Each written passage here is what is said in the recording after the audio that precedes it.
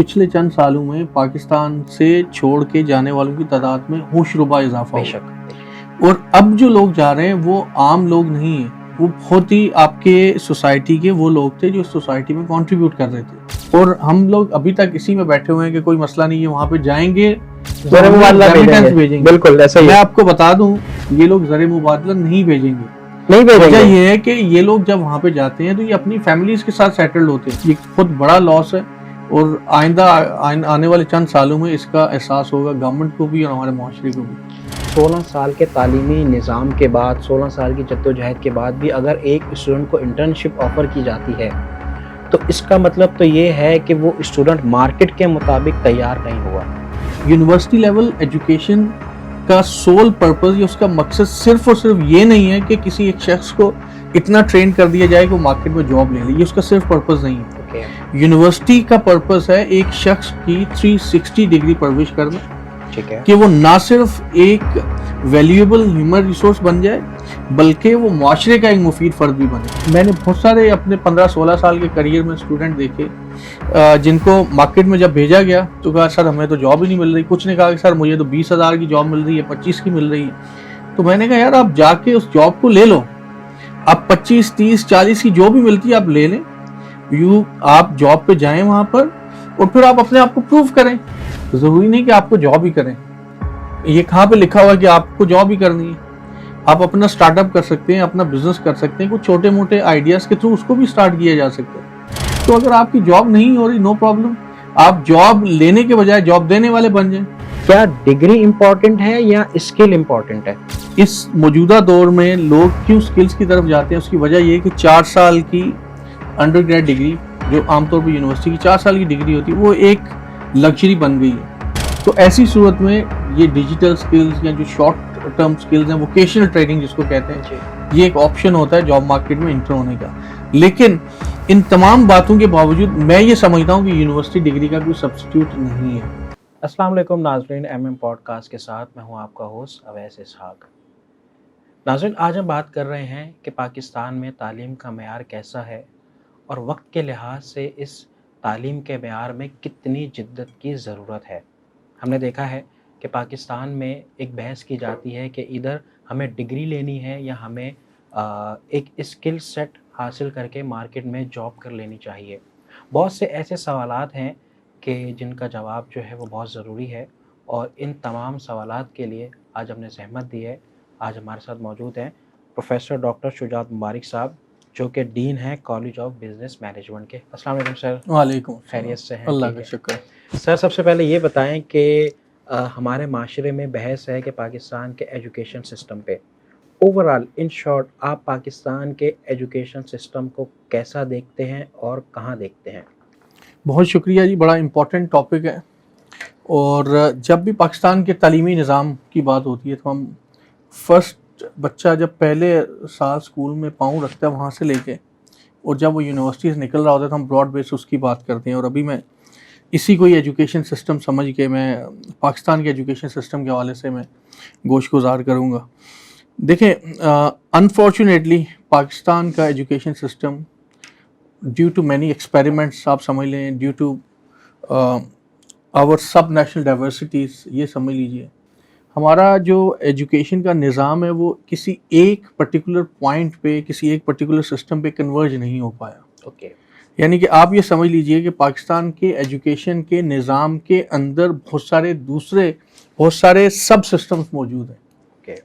جیسے سسٹم سے مراد provisional education system, local education system, Aga Khan education system, آپ ان اس سے بھی اگر آپ پہلے آئیں تو ایک مدرسے کا سسٹم ہے، اوکے، ایک آپ کے گورنمنٹ کے سکولز ہیں جس کو پیلے سکول کہا جاتا ہے، ٹھیک ہے، پھر آپ کے پرائیویٹ سکولز ہیں، پھر پرائیویٹ سکولز کی بھی ڈفرینٹ لیئرز ہیں، پھر آپ کا آگے جائیں تو ایک اور ڈفرینسیشن آ جاتی ہے میٹرک اور او لیول کیمبرج سسٹم ہے۔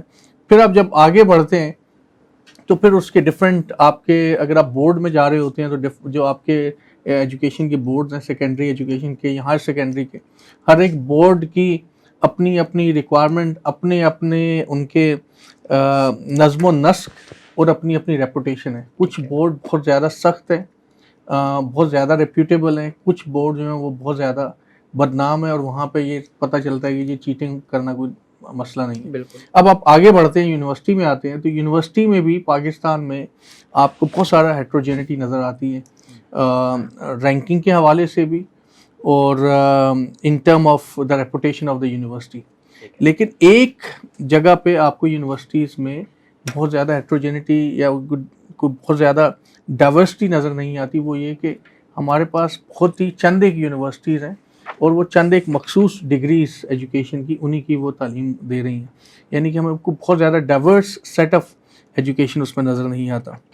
تو بہرحال میں اگر اپنے پوائنٹ کو کنکلوڈ کروں ایک یا دو لائن میں, تو وہ یہ کہ پاکستان کا ایجوکیشن سسٹم ایک مربوط ایجوکیشن سسٹم نہیں ہے, ایک well integrated defined education system نہیں ہے.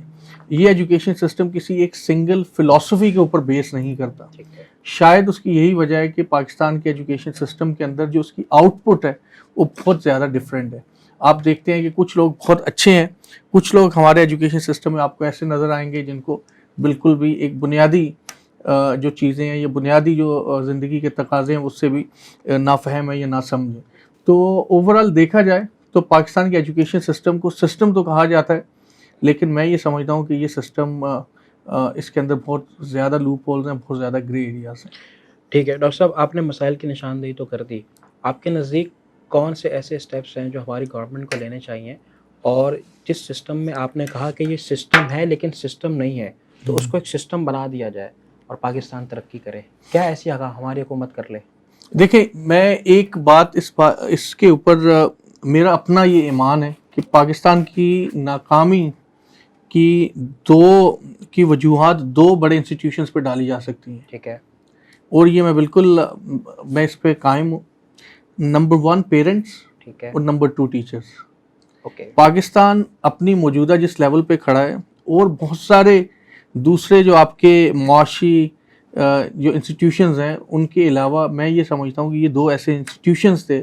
میں پیرنٹس کو بھی ایک انسٹیٹیوشن کہوں گا کیونکہ فیملی آپ کا پہلا انسٹیٹیوشن ہوتا ہے, آپ کا خاندان پہلا وہ ایسی جگہ ہوتی ہے جہاں سے آپ سیکھنا شروع کرتے ہیں, اور اس انسٹیٹیوشن کو آپ کے پیرنٹس لیڈ کر رہے ہوتے ہیں. No doubt. پھر آپ آتے ہیں اسکول میں, اور اسکول کے اندر پھر ٹیچر اس کو لیڈ کرتے ہیں. اگر یہ دو انسٹیٹیوشنز اگر صحیح طرح سے کام کرنا شروع کر دیں تو آپ کے بہت سارے معاشی اور معاشرتی مسائل حل ہو سکتے ہیں. اب میں لنک کرتا ہوں ایجوکیشن کے ساتھ.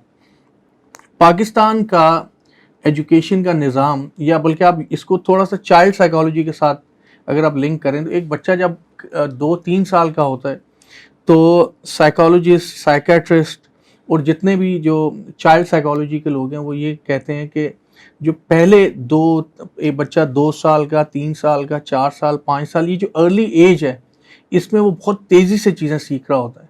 بلکہ آپ یہ سمجھیے کہ ایک جو بڑا شخص, اگر ایک 20-25 سال کا یا 30 سال کا ایک آدمی, ایک لڑکا یا لڑکی اگر 10 چیزیں سیکھ رہا ہے تو یہ 2 یا 3 سال کا بچہ وہ 100 چیزیں سیکھ رہا ہوتا ہے, کیونکہ اس کا اللہ تعالیٰ نے وہ اس کو ایک انیشیل فیز کے اندر اس کے دماغ کی جو کیپیسٹی ہے وہ اتنی ہوتی ہے کہ وہ بہت ساری چیزیں سیکھ رہا ہوتا ہے. آپ دیکھیں وہ لینگویج بھی سیکھ رہا ہے, وہ چلنا بھی سیکھ رہا ہے, وہ آبزرو بھی کر رہا ہے, دوسری جو آس پاس کی ماحول کی چیزیں بھی دیکھ رہا ہوتا ہے. تو یہ جو ارلی ایئرز ہیں یہ بڑے امپورٹنٹ ہوتے ہیں, 1-2 سال, 3 سال, 4 سال, 5 سال. اسی لیے سب سے زیادہ جو ضروری ایجوکیشن ہے وہ آپ کی ارلی ایئرز ایجوکیشن ہے. اور آپ جو دنیا میں جتنے بھی ممالک ترقی یافتہ ہیں وہ اس کو بڑا کیئرفلی پلان کرتے ہیں, کیونکہ آپ اس بچے کے اندر ایک سافٹ ویئر اس کے اندر ایک امبیڈ کرنے والے ہیں, انسٹال کرنے والے ہیں. تو وہ جو سافٹ ویئر انسٹال ہوگا وہ پوری زندگی چلے گا, اور وہ جو اس کی جو بیسک پروگرام آپ اس کے اندر آپ انسٹال کرنے والے ہیں وہی پروگرام اس کو پوری زندگی رن کرے گا. اس پروگرام کو انسٹال کرتے وقت جو ڈیولپڈ کنٹریز ہیں وہ یہ دیکھتے ہیں کہ سب سے پہلے اس کے دماغ میں یہ ڈالا جائے کہ اس کا ملک سب سے امپورٹنٹ ہے. اس کے بعد اس کے دماغ میں یہ ڈالا جائے کہ قانون جو سب سے امپورٹنٹ ہے, قانون کی آپ نے اس کو قانون پہ عمل درآمد کرنا ہے.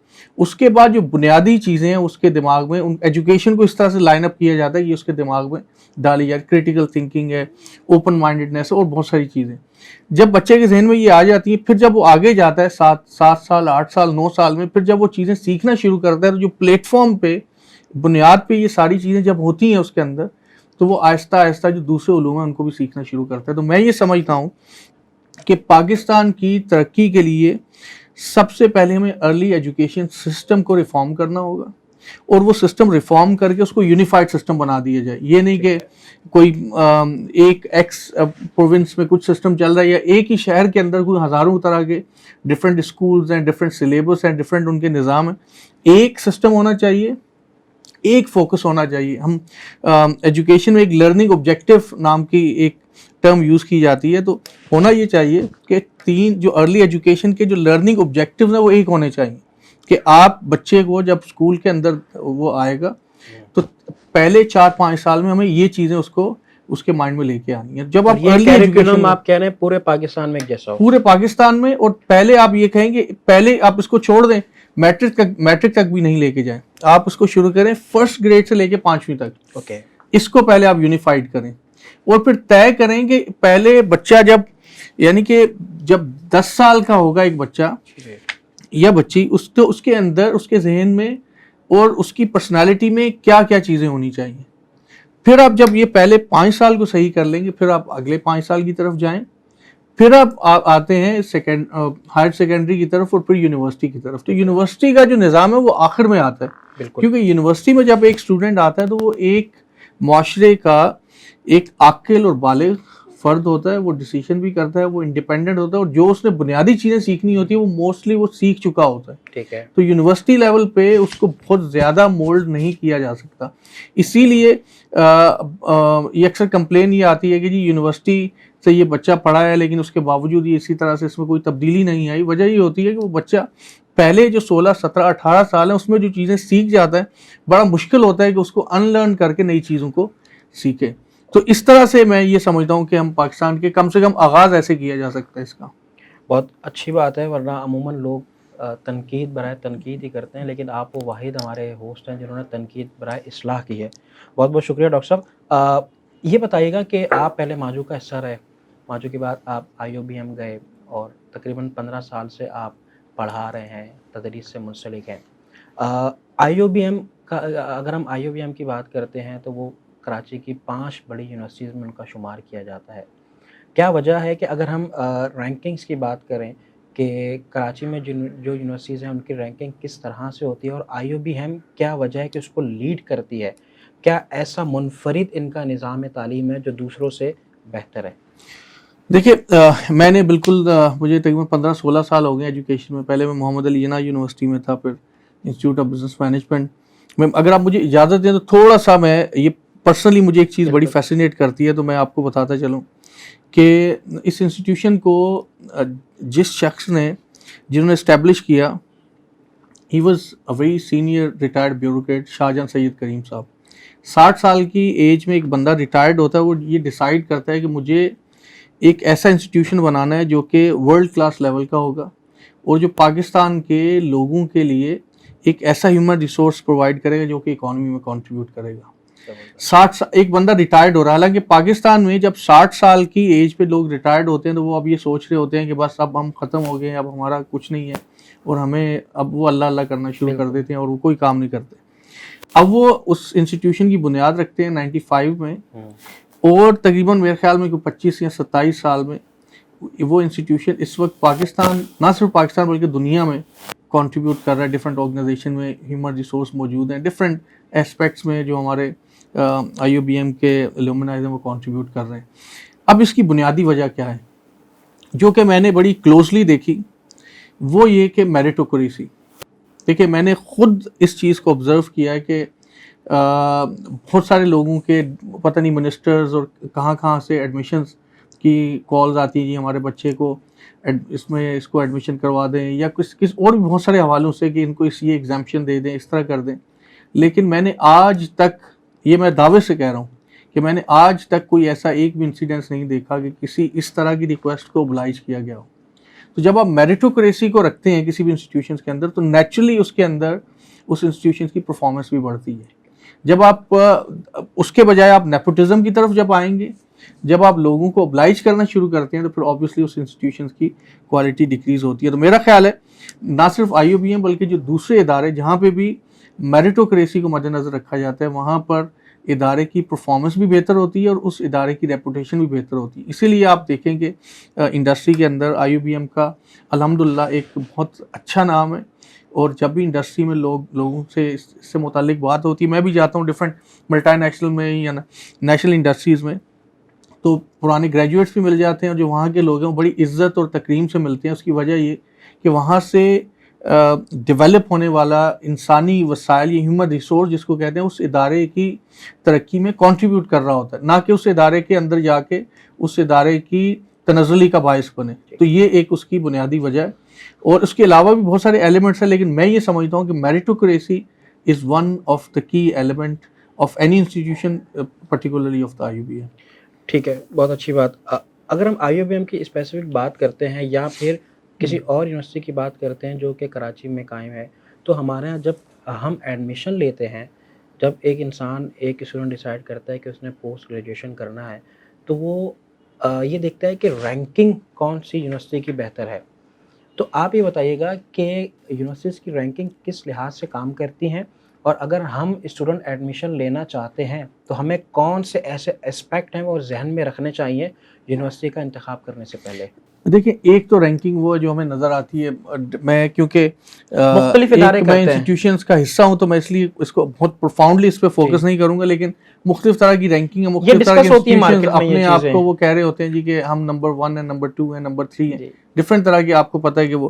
لیکن میں یہ سمجھتا ہوں کہ مارکیٹ جہاں پہ ایک یونیورسٹی کا, ہائر ایجوکیشن انسٹیٹیوشن کا جو ریسورس جا رہا ہوتا ہے, وہ جو مارکیٹ ہے وہ رینکنگ کرتی ہے, اس کی جو رینکنگ ہے وہ موسٹ ریلائبل ہے. ہیومن ریسورس جیسے مارکیٹ کون سی ہے, انڈسٹری. ٹھیک ہے. جیسے فار ایگزامپل اگر میرے جو گریجویٹس ہیں وہ جا رہے ہیں بینکنگ انڈسٹری میں, یا وہ جا رہے ہیں کسی مینوفیکچرنگ انڈسٹری میں, یا ڈفرینٹ انڈسٹریز میں, وہ انڈسٹری میرے گریجویٹس کو کہاں پہ ریٹ کرتی ہے, وہ انڈسٹری میرے گریجویٹس کو کہاں پہ رینک کرتی ہے, تو وہ اصل میں رینکنگ ہے. باقی ورنہ آپ خود سے یہ جو بھی آپ جو کلیم کرتے رہیں, وہ کلیم اس وقت تک سبسٹینشیٹ نہیں ہوگا, اس وقت تک لوگ اس کو نہیں مانیں گے جب تک کہ آپ کے جو کلائنٹس ہیں وہ اس کو رینک نہ کریں. اگر میں یہ ایک چیز یوز کر رہا ہوں تو میں خود سے اس کو کرتا رہوں کہ یہ موبائل نمبر 1 ہے, نمبر 1 ہے, تو اس کا کوئی فائدہ نہیں ہے. اگر اس کا یوزر, اگر میں ایز اے یوزر کہتا ہوں ہاں جی یہ بالکل نمبر 1 ہے, تو پھر یہ نمبر 1 ہے. تو اسی لیے میں اسٹوڈنٹس کو بھی اور وہ جو پیرنٹس ہیں ان کو بھی کہوں گا کہ آپ جب انتخاب کرتے ہیں کسی یونیورسٹی کا, تو آپ یہ دیکھیں کہ اس کی مارکیٹ کی ریپوٹیشن کیا ہے, انڈسٹری میں کیا آواز آ رہی ہے. تو وہ جو مارکیٹ ہے, وہ جو انڈسٹری ہے, اس کی آواز کے مطابق آپ کو ڈیسائیڈ کرنا چاہیے. اور انڈسٹری بڑی کلیئر ہوتی ہے, ان کو پتہ ہوتا ہے. کیسے ڈیٹرمائن کر سکتے ہیں کہ مارکیٹ ریپوٹیشن کیا ہے ایک یونیورسٹی کی؟ دیکھیں, آپ 2 3 4 جو مارکیٹ ڈفرینٹ انڈسٹریز کے لوگ ہیں, جو ایک مڈل لیول پہ بھی, ایون آپ اگر ان سے بھی پوچھتے ہیں نا ایک انفارمل, تو آپ کو پتہ چل جاتا ہے کہ فار ایگزامپل میں نے 3 4 یونیورسٹیز میں نے ایم کیا ہوا جانے کا, ABCD. ٹھیک ہے. تو میں رینڈملی کوئی بھی 3 4 لوگ جو انڈسٹری میں کام کر رہے ہیں, میں ان سے پوچھوں کہ میں نے یہ 3 یونیورسٹیز میں جانا ہے, آپ کس پہ مجھے پریفر کریں گے. آپ کی جو انڈسٹری, وہ تو وہ خود بخود آپ کو بتا دے گا, کیونکہ ان کی جو وہ جس کمپنی میں کام کر رہا ہوگا, اس کمپنی کے اندر جو ہیومن ریسورس ہے وہ کتنا کنٹریبیوٹ کرتا ہے, اس کے حوالے سے خود بخود ہی فرمز نے اور انڈسٹریز نے ایک رینکنگ یا ایک پرسیپشن ڈیولپ کی ہوتی ہے. ٹھیک ہے, بہت اچھی بات. ڈاکٹر صاحب, امپورٹنٹ کوشچن ہے وہ یہ ہے کہ ہم نے دیکھا ہے کہ جب ایک اسٹوڈنٹ کی گریجویشن اس کی یونیورسٹی میں کمپلیٹ ہو جاتی ہے یا ماسٹرز کمپلیٹ ہو جاتی ہے, تو جاب پلیسمنٹ کے حوالے سے اب بہت زیادہ چیلنجز ہوتے ہیں یونیورسٹی کے لیے بھی اور اسٹوڈنٹ کے لیے بھی. اور اگر کہیں جاب ہو بھی جاتی ہے تو پھر یہ چیز دیکھنے میں آئی ہے, مشاہدے میں آئی ہے کہ مارکیٹ کے مطابق اسٹوڈنٹ تیار نہیں ہوتا. یہ گیپ کہاں پہ آتا ہے؟ ہم نے دیکھا ہے کہ 16 سال کے تعلیمی نظام کے بعد, 16 سال کی جدوجہد کے بعد بھی اگر ایک اسٹوڈنٹ کو انٹرنشپ آفر کی جاتی ہے تو اس کا مطلب تو یہ ہے کہ وہ اسٹوڈنٹ مارکیٹ کے مطابق تیار نہیں ہوا. بالکل, یہ بڑا اہم سوال ہے, اور میں اکثر جو ہمارے پینلز ہوتے ہیں جہاں پہ انڈسٹری ایکڈیمیا لنکیج کی بات ہوتی ہے, تو وہاں پہ یہ اکثر بات ڈسکس ہوتی ہے. ہمارے یہاں اینول جو ڈینز اینڈ ڈائریکٹر کانفرنس ہوتی ہے, جو ہائر ایجوکیشن کمیشن کا جو ذیلی ادارہ ہے NBAC وہ کرواتا ہے, اس میں بھی اکثر ڈسکشن ہوتی ہے. لاسٹ ایئر بھی उसमें बड़ी एक्सटेंसिव डिस्कशन हुई और मैं भी उस पैनल का एक हिस्सा था और उस पैनल में होंडा के CEO गालिबन वो भी उसी पैनल का हिस्सा थे। उसमें हमने इस बात पर अच्छी खासी डिबेट हुई। वहाँ पे भी मेरा पॉइंट ऑफ व्यू जो वहाँ पे था वो मैं आपके सामने अभी भी गोश गुजार करता हूँ कि देखिए यूनिवर्सिटी का या हायर एजुकेशन इंस्टीट्यूशंस का मकसद या उसका पर्पस समझने की ज़रूरत है जी। यूनिवर्सिटी लेवल एजुकेशन का सोल पर्पस या उसका मकसद सिर्फ और सिर्फ ये नहीं है कि किसी एक शख्स को इतना ट्रेन कर दिया जाए कि वो मार्केट में जॉब ले ले, ये उसका सिर्फ पर्पस नहीं है। यूनिवर्सिटी का पर्पस है एक शख्स की 360 डिग्री परवरिश करना, ठीक है, कि वो ना सिर्फ एक वैल्यूएबल ह्यूमन रिसोर्स बन जाए बल्कि वो माशरे का एक मुफीद फ़र्द भी बने। तो इसीलिए अगर आप देखेंगे तो यूनिवर्सिटी के अंदर टेक्निकल सब्जेक्ट्स के साथ साथ कंपैरेटिव रिलीजन भी पढ़ाया जाता है, सोशियोलॉजी भी पढ़ाई जाती है, क्रिटिकल थिंकिंग भी पढ़ाई जाती है, लॉजिक भी पढ़ाया जाता है, फिलॉसफी भी पढ़ाई जाती है, कम्युनिटी सर्विस भी पढ़ाई जाती है। तो ये जो सारी चीज़ें हैं ये 360 डिग्री, हालांकि इनका पॉसिबली डायरेक्टली लिंक ना हो सकता है कि कुछ लोग कहेंगे इनका डायरेक्ट लिंक नहीं है उसकी जो ऑक्यूपेशनल एक्सपर्टीज है उसके साथ, लेकिन ये जो स्किल्स हैं ये सारे की सारी चीज़ें ये भी उतनी ही इम्पॉर्टेंट है जितनी ये आपकी ऑक्यूपेशनल एक्सपर्टीज इम्पॉर्टेंट है। तो अब यूनिवर्सिटी का ये पर्पज़ है, यूनिवर्सिटी ये नहीं कर सकती कि कोई प्लग एंड प्ले टाइप की चीज़ बना दे, जैसे मैं किसी को कंप्यूटर का प्रोग्राम सिखा दूँ और जाती मार्केट में उसकी जॉब लग जाए, बल्कि हम एक ऐसा रिसोर्स डेवलप करते हैं जो कि किसी भी इंडस्ट्री में किसी भी फर्म में जाके उसके तकाज़ों के मुताबिक थोड़ी सी ट्रेनिंग के बाद उस यूनिवर्सिटी का उस फर्म का या इंडस्ट्री का हिस्सा बन सकता है। ठीक है, ये कभी भी नहीं हो सकता कि आप किसी यूनिवर्सिटी के तालिब इल्म को उठाएं और उसको टेबल पे बिठा दें, उसको कहेंगे कल से काम शुरू कर दो, उसको थोड़ी सी ट्रेनिंग तो आपको देनी होगी। ठीक है, तो यूनिवर्सिटी के अंदर उसको ये बताया जाता है कि जब आप किसी टास्क को अप्रोच करेंगे तो किस तरह से करेंगे, क्रिटिकल थिंकिंग उसको सिखाई जाती है, केस एनालिसिस उसको सिखाया जाता है और बहुत सारी ऐसी चीज़ें होती हैं। तो वो ब्रॉड बेस्ड स्किल्स उनको इम्पार्ट की जाती हैं। जब हम अगर नैरो स्किल्स करेंगे तो उन स्किल्स की जनरलाइजेबिलिटी नहीं होगी। फॉर एग्जांपल मैं अगर अपनी यूनिवर्सिटी के अंदर किसी मखसूस स्किल्स की टेक्सटाइल के अंदर किसी एक मखसूस डिपार्टमेंट की स्किल्स को फोकस कर देता हूँ और मैं सारे जो तालिब इल्म हैं उनको वो सारी स्किल्स में उसमें ट्रेन कर देता हूँ, अब वो जो स्टूडेंट है वो टेक्सटाइल के उस डिपार्टमेंट के अलावा कहीं और नहीं जा सकते।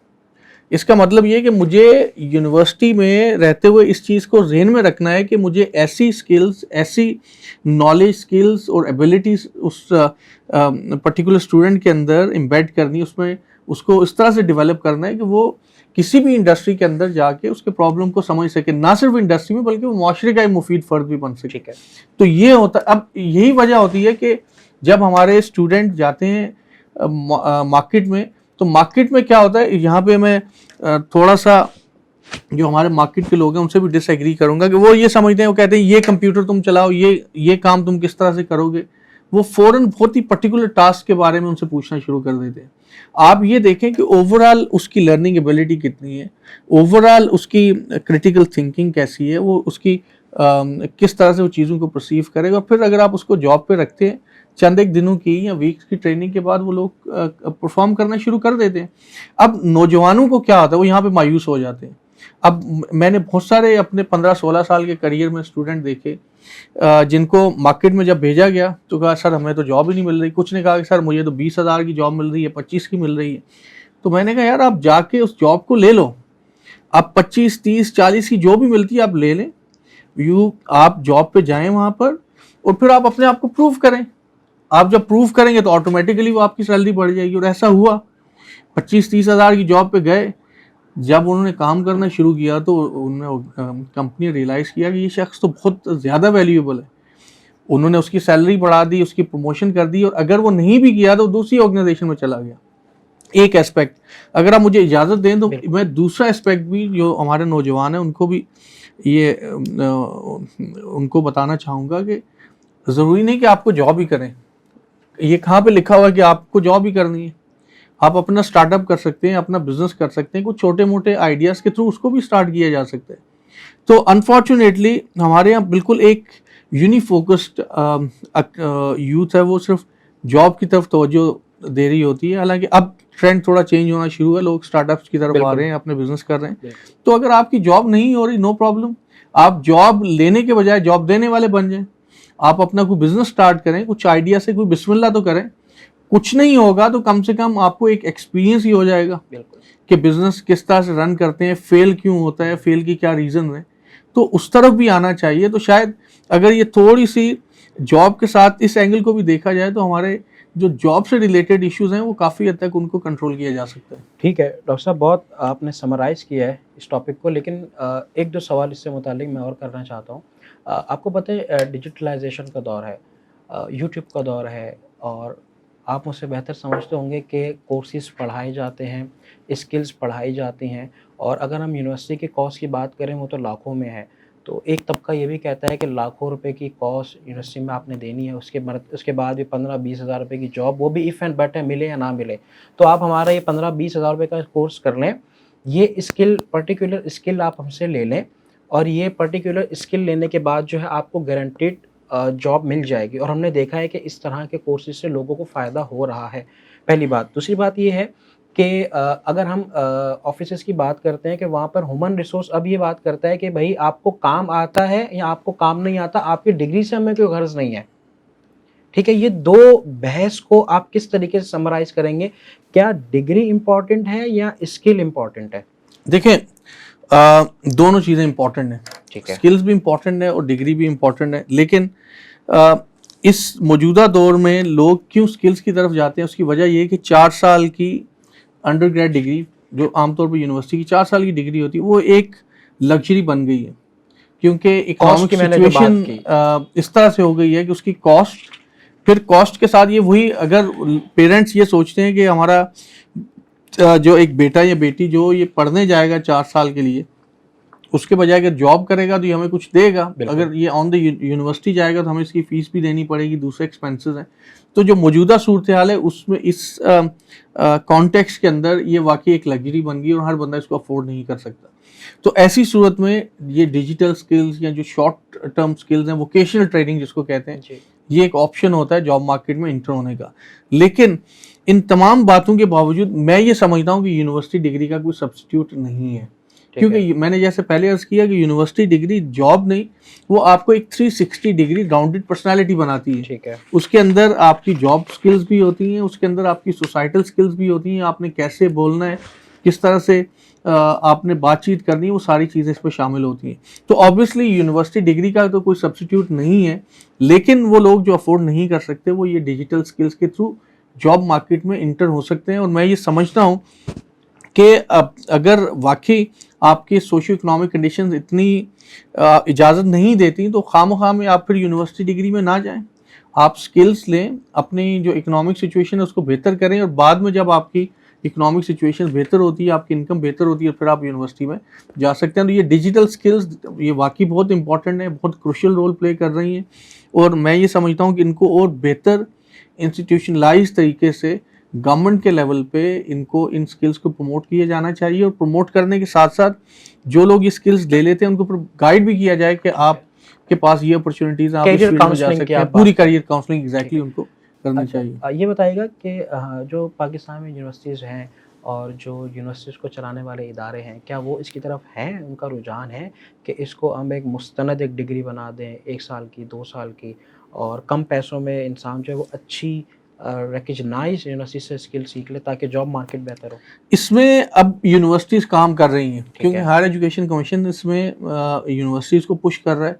जैसे हमारी अपनी यूनिवर्सिटी का ये प्लान है कि जो हमारी सीनियर मैनेजमेंट है वो इस बात को सोच रहे हैं कि हम आईटी पार्क की तरफ जाएं, वोकेशनल ट्रेनिंग्स की तरफ जाएं। ठीक है। और भी दूसरी यूनिवर्सिटीज़ के मेरे कोलीग्स हैं, मेरी जब उनसे भी बात होती है तो वो भी मुझे ये देखने को मिलता है, या एटलीस्ट डिस्कशन होती है कि वो यूनिवर्सिटीज़ इसमें जा रही हैं। नस्ट इसमें एक बड़ी एग्जांपल है जिन्होंने अपना आईटी पार्क इस्टेब्लिश कर लिया और बड़े अच्छे तरीके से उस पर वो काम कर रहे हैं। तो यूनिवर्सिटीज़ इस तरफ जा रही हैं, लेकिन मेरा ख्याल है ये इन्फेंसी स्टेज में है, बहुत अर्ली स्टेज में है, और आगे इसको और बहुत काम करने की इसमें ज़रूरत मौजूद है। डॉक्टर साहब, आपने आईटी पार्क की बात की, आपने कहा कि नस्ट जो है वो इसमें एक अच्छा काम कर रही है as far as university is concern. हमने देखा है कि एक इनकलाब है कि कराची में जो फलाही इदारे हैं जैसे चीपा है, بیت السلام ہے, JDC سیلانی ہے, JDC ہے, یہ ایک قدم آگے آئے ہیں اور انہوں نے نوجوانوں پر اعتماد کا اظہار کیا, نوجوانوں نے ان پر اعتماد کا اظہار کیا, اور یہ جو ووکیشنل ٹریننگز ہیں یہ فری آف کاسٹ کروا رہے ہیں. تو آپ کو نہیں لگتا کہ یونیورسٹیز اس میدان میں کہیں نہ کہیں تھوڑا سا پیچھے ہیں؟ دیکھیں اپنا اپنا رول ہوتا ہے. جو فلاحی ادارے ہیں ان کا بنیادی پرپز یہ ہوتا ہے کہ جہاں پہ ایک گیپ ہوتا ہے ویلفیئر کا, اس گیپ کو فل کیا جائے. تو یہ اس میں واقعی ان کو اپریشیٹ کرتا ہوں. اس میں جماعت اسلامی نے بھی بڑا امپورٹنٹ رول پلے کیا, JDC نے بڑا امپورٹنٹ رول پلے کیا, اور بھی سیلانی نے کیا, اور بھی وہ اچھا کردار ادا کر رہے ہیں. اور یونیورسٹیز میں کیونکہ ایک پراپر سسٹم ہوتا ہے اور انسٹیٹیوشنلائز کرنی ہوتی ہیں چیزیں, اس لیے وہاں پہ تھوڑا سا یہ ٹائم لگتا ہے ایز کمپیئر ٹو یہ جو آپ کے فلاحی ادارے ہیں. اچھا ڈاکٹر صاحب, ہم یوتھ ڈیولپمنٹ کی اس وقت بات کر رہے ہیں. یونیورسٹیز کو اور خصوصاً پیرنٹس کو, یا آپ جیسے جو ماہر تعلیم ہیں, نوجوانوں کو کیا نصیحت کریں گے کیریئر کاؤنسلنگ میں, یوتھ ڈیولپمنٹ میں کیا اسٹیپس لیں, کیا پروز اینڈ کونس ہے, کیا کرنا چاہیے, کیا نہیں کرنا چاہیے, تاکہ آپ میں سمجھتا ہوں یوتھ کو اس وقت گائیڈنس کی ضرورت ہے, یہ خلا کیسے پورا ہوگا؟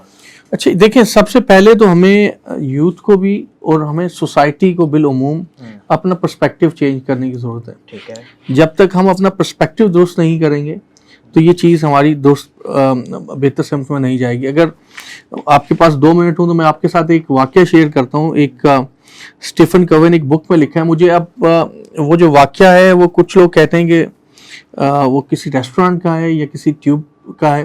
وہ کچھ اس طرح سے ہے کہ اسٹیفن کووے بڑا فیمس رائٹر ہے. وہ کہتا ہے کہ میں کہیں پہ گیا تو جب میں بیٹھا ہوا تھا کہیں پہ کسی جگہ پہ, تو میں یہ دیکھتا ہوں کہ اتنی میں ایک ابھی بیٹھ کے کچھ سوچو بچار کر رہا تھا کہ ایک شخص داخل ہوتا ہے اس ہال میں, اس جگہ پہ, اس کے ساتھ 2 بچے ہیں, اور وہ بچے جو ہیں وہ کوئی 3-4 سال کے ہوں گے.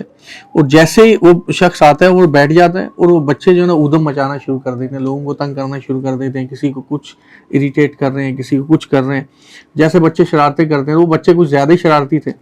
تو کوے کہتا ہے کہ یہ اس کو میں جب دیکھا کہ وہ بندہ بالکل آرام سے بیٹھا ہوا ہے اور یہ بچے جو ہے نا اریٹیٹ کر رہے ہیں سب لوگوں کو, تو مجھے شدید غصہ بھی آیا بچوں پہ بھی اور اس شخص پہ بھی کہ یہ تو بالکل بھی سمجھا نہیں رہا ان کو, نہ ان کو کنٹرول کر رہا ہے. بظاہر تو ان کا یہ باپ لگتا ہے بچوں کا, تو لیکن کچھ بھی نہیں کر رہا.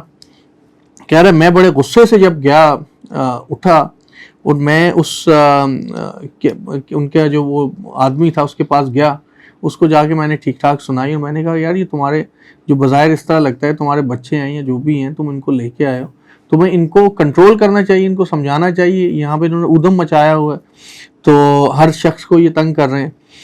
تو اس نے سب سے پہلے اس شخص نے اس سے اپالوجی کی, ہاں بالکل آئی ایم ریئلی سوری, یہ بچے جو ہیں یہ میرے ہی یہ دونوں بیٹے ہیں, جڑواں بیٹے ہیں. اور اصل میں ہوا یہ کہ جب یہ بچے پیدا ہوئے تو میری ان کی جو ماں تھی ان سے سیپریشن ہو گئی, اور پھر اس کے بعد مجھے کل یا ایک رات پہلے فون آیا کہ ان بچوں کی ماں کو کینسر ہے اور وہ ٹرمینل ایل ہے, اور وہ اس کی ڈیتھ, وہ شی از گوئنگ ٹو ڈائی. تو مجھے واپس آ کے ان بچوں کو سنبھالنا تھا. تو میں جب واپس آیا ہوں, اب میں تو کیونکہ ان کے ساتھ رہا نہیں ہوں, مجھے پتہ نہیں ہے کہ میں ان کو کس طرح سے کمیونیکیٹ کروں یہ بیڈ نیوز, اور ساتھ میں اب تک ہو سکتا ہے ان کی ماں کی ڈیتھ ہو چکی ہو. تو اب میں یہاں پہ ان کو لے کے آیا ہوں. میں نے کہا کہ چلیں میں اس کو سوچتا ہوں کہ ان کو کس طرح سے وہ بیڈ نیوز جو ہے وہ کمیونیکیٹ کی جا سکتی ہے. تو اسی میں شش و پنج میں ہوں, تو اس لیے میں ان کو وہ کنٹرول نہیں کر پایا, یا میں ان بچوں کو سمجھا نہیں پایا, یا ان بچوں کو یہی وجہ تھی کہ یہ بچے جو ہیں وہ میں اپنے ذہن اس میں تھا, اور یہ بچے جو ہیں اسی طرح سے یہ اس کھیل کود میں لگے ہوئے ہیں. اب یہ کہانی بہت لمبی میں نے شارٹ کٹ کر کے آپ کو سنائی.